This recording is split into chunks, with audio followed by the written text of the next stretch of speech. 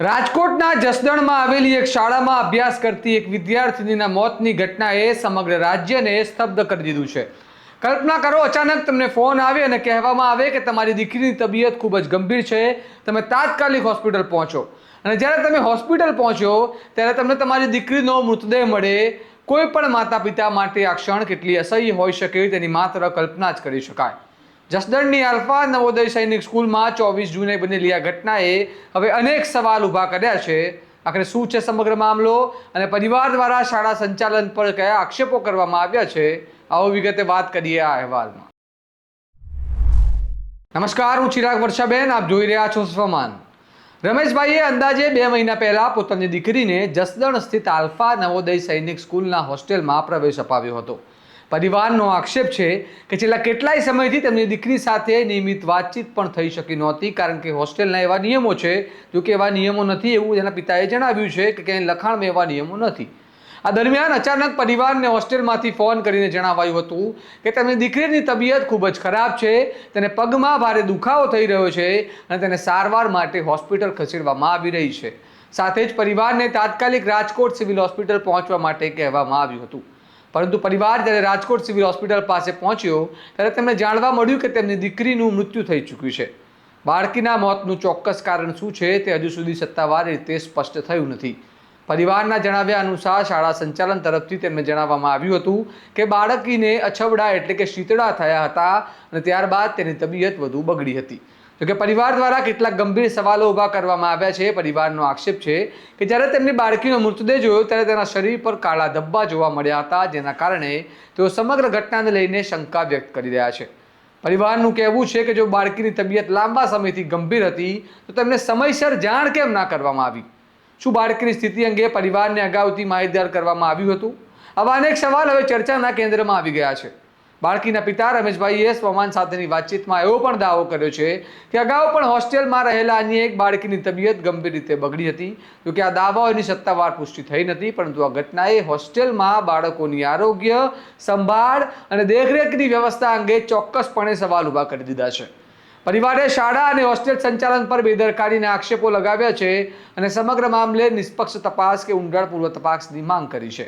હાલ સમગ્ર ઘટનાને લઈને સ્થાનિક સ્તરે ભારે રોષ જોવા મળી રહ્યો છે અને લોકો પણ જવાબદારો સામે કાર્યવાહી કરવાની માંગ કરી રહ્યા છે. સાંભળો બાળકીના પિતા સ્વમાન સાથે વાતચીત કરતા શું કહી રહ્યા છે.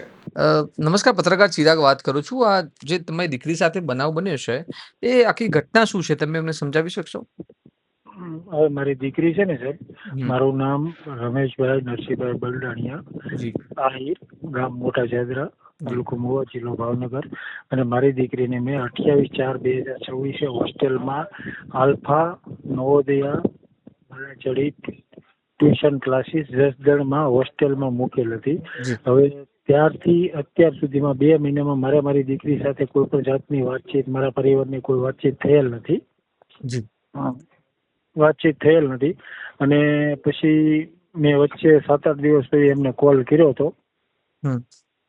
7-8 દિવસ પછી કોલ કર્યો હતો, બરાબર. 7-8 દિવસ પછી કોલ કર્યો હતો ત્યારે મેં એમને કીધું, મેં કીધું ભાઈ મને વાત કરો, તો મને વાત નથી કરાવી. એટલે એવો કોઈ નિયમ છે વાત ના કરવા દેવાનો?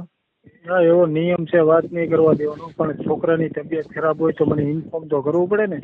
મારી છોકરીની તબિયત 10 દિવસથી ખરાબ હતી, 3 દિવસ થતો સખતી રોતી હતી, તો એને કોઈ સાનું ન રાખે. અને મને ગઈકાલે ફોન આવ્યો ત્યારે મને ખબર પડી 2:30 વાગે કે તમારી છોકરીને પગ દુખે છે ને. એટલે મેં પૂછ્યું, મેં કીધું શું પ્રોબ્લેમ છે?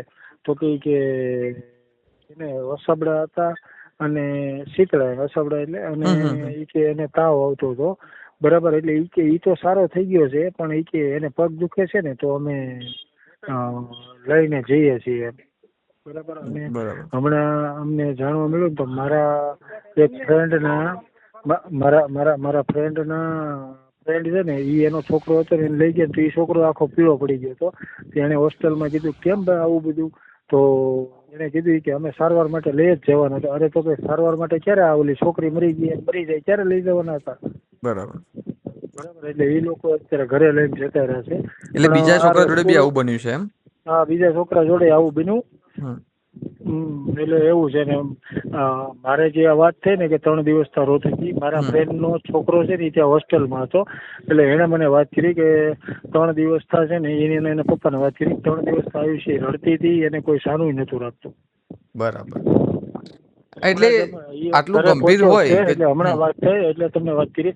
અને ગઈકાલે 2 વાગ્યાનો ફોન આવ્યો ને મને કહે કે અમે રાજકોટ લઈ જઈએ છીએ. મેં કીધું હું આવું? તો કે આવો ને. તો હું ત્યાંથી નીકળ્યો ને તો મને કલાક 1.5 કલાકમાં પાછો ફોન આવ્યો. મને કે ઈ કે મેં એને કીધું હતું ત્યારે, મેં કીધું તમે છે ને એને સારી હોસ્પિટલમાં સારવાર માટે લઈ જજો. બરાબર. તો પછી પાછો મને ફોન આવ્યો. મને કહે કે ભાઈ અમે આ હોસ્પિટલ ગયા, શ્રીનરજી ને બીજી કઈ આત્મીય કેવી કે 2 હોસ્પિટલ હતી, મને એક્ઝેક્ટ નામ યાદ નથી. સિનર્જી અને કંઈક અમૃતા હોસ્પિટલમાં એ લોકો લઈ ગયા હતા, પણ ત્યાં એ લોકોએ એડમિટ કેસ લીધો જ નહીં, કેમ કે એ કેસ ફેલ જ હશે તો જ લીધો ન હોય ને. બરાબર. પછી એ લોકોએ કીધું સિવિલમાં શિફ્ટ કરો. એટલે પાછો મને ફોન આવ્યો કે ભાઈ અહીંયા કોઈ લેતા નથી એટલે અમે સિવિલમાં જઈએ, તમે સિવિલમાં જાઓ. તો મેં તરત મારા રિલેટિવ્સને ફોન કર્યો કે તમે ત્યાં જાઓ સિવિલમાં. એટલે સિવિલમાં ગયા ને તો ત્યાં ડેડ બોડી હતી. એ લોકો 4 સાડા 4 પહોંચી ગયા. હું 5:30 પહોંચ્યો. તો હું ગયો તો છોકરીની ડેડ બોડી હાથમાં આવી. એટલે એટલી કેટલી ગંભીર ઘટના હશે કે મતલબ પણ મને ઇન્ફોર્મ જ નથી કર્યું. હવે મારી જો હવે એક વસ્તુ કહું કે કોઈ પણ એજ્યુકેટેડ વ્યક્તિ હોય, શિક્ષિત વ્યક્તિ હોય, તો એ વ્યક્તિને એટલું તો નોલેજ હોય જ કે આ જે અસબડા છે એમાં તાવ હોય તો આ એક ગંભીર બીમારી છે, કે આ એવી બીમારી છે કે અને યોગ્ય સમયે સારવાર ન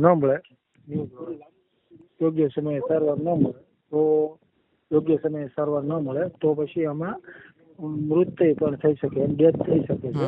તો આવી જાણ હોવા છતાં એ લોકો એ યોગ્ય સમયે સારવાર કેમ ન કરી? બરાબર. અને એ લોકો જાણી ન કરી. એટલે બીજા છોકરાને પણ આવું થયું છે તો તમને શું લાગે છે કે ત્યાં એવું કઈ હોસ્ટેલમાં પ્રોબ્લેમ છે કે બીજું કઈ હશે? તમને શું લાગે છે આ ઘટના વિશે? મને હોસ્ટેલનો પ્રોબ્લેમ ને બીજા છોકરા સાથે આવું થયું તો હોસ્ટેલની બેદરકારી છે. બરાબર. તમને શું લાગે છે? મને તો હોસ્ટેલની બેદરકારી લાગે, કેમ કે વાલીને ફોન નહીં કરવાનો. અને બીજા તો આજે આ બધી તપાસ થઈ એટલા માટે આ છોકરો ઘરે લઈને ગયા, કેમ કે આ વિડીયા આવ્યા ને એમાં બધા છોકરાને ઘરે લેવા આવ્યા. એ છોકરો ઘરે ગયો એટલે એને વાત કરી, જોયો એને કે આ પીળો પડી ગયો, તો આનું કેમ તમે આમ? તો કે અમે હજી લઈ જ જવાના હતા. તો કે તો ક્યારે મરી જાય ત્યારે લઈ જવાના હતા, ડેથ થઈ જાય પછી. એટલે આ છોકરી જતી રહી, એવાનો વારો. બીજું તમને શું લાગે છે કે હોસ્ટેલમાં એવું કોઈ બનાવ બન્યો હશે કે એ પ્રમાણે તમને કોઈ આક્ષેપ છે તમારો? હા, મને આક્ષેપ છે કે મારી દીકરીનું જે મરણનું કારણ છે ને મને જાણવા નથી મળ્યું. એમાં તપાસ ચાલુ છે. તપાસ અત્યારે હાથમાં લીધી છે, તપાસ ચાલુ છે. અમે તમારો એક ઇન્ટરવ્યુ જોયો જેમાં તમે એવું કહ્યું છે કે અમે મૃતદેહ સ્વીકારતા નથી. તો તમારી માંગ શું છે? અમે તમારો એક ઇન્ટરવ્યુ જોયો, એમાં એવી તમે માંગ મૂકી છે કે અમે મૃતદેહ નહીં સ્વીકારીએ. તો તમે મૃતદેહ સ્વીકારી લીધો છે? હા, હવે સ્વીકારી લીધો, કેમ કે મારે FIR કરવાની હતી. FIR એક્સેપ્ટ કરી છે તો હું મૃતદેહ સ્વીકારી. જી. તો તમારી માંગ શું છે હવે? હવે મારી માંગ એ છે કે મારી દીકરીને ન્યાય મળવો જોઈએ અને ભવિષ્યમાં આ છોકરી, આ મારી છોકરી કે કોઈ પણ મારી છોકરી સાથે થયું ને એવું કોઈની છોકરી કે કોઈની દીકરી સાથે આવું ન થાય, તો આ સ્કૂલ ઉપર કડકમાં કડક કાર્યવાહી થઈ જવાય. તમારો કોઈ વ્યક્તિ વિશેષ ઉપર આ કોઈ આક્ષેપ છે કે કોઈ વ્યક્તિ ઉપર હોય કે આ વ્યક્તિના કારણે થયું હોય કે એવું કંઈ? સ્કૂલના સંચાલકો ઉપર. ઓકે. અને તમારી દીકરી સાથે તમારી એટલે વાત જ નથી થઈ આટલા દિવસો? મેં 2 મહિનાથી મૂકી આવ્યો ને 28/4 મૂકી આવ્યો પછીની વાત જ નથી. એટલે તમારી સાથે કોઈ ફરિયાદ જ નથી કરી? નહીં, ગઈકાલે એનો મને સંચાલકનો ફોન આવ્યો. એ મને એમ લાગે ડેથ થઈ ગઈ ને પછી આવેલો છે. એ લોકો મને એમ કહે એની તબિયત સારી હતી. બાકી મેં PM કર્યો ને PMમાં એવું દેખાય આવે છે કે આ ડેથ વહેલા થયેલું છે. આ લોકોએ ડિક્લેર ડેથ થઈ ગઈ ને પછી મને કીધું કે આ તબિયત.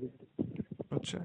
બીજું કંઈ એવું કંઈ ગંભીર પ્રકારનું કંઈ આવ્યું હોય કે દીકરી સાથે કંઈ અણબનાવ બન્યો હોય કે એવું કંઈ તમને જાણવા મળ્યું છે? ના, આપણે એનો PM કર્યો છે. બરાબર. PM રિપોર્ટ આવે પછી ખ્યાલ પડે.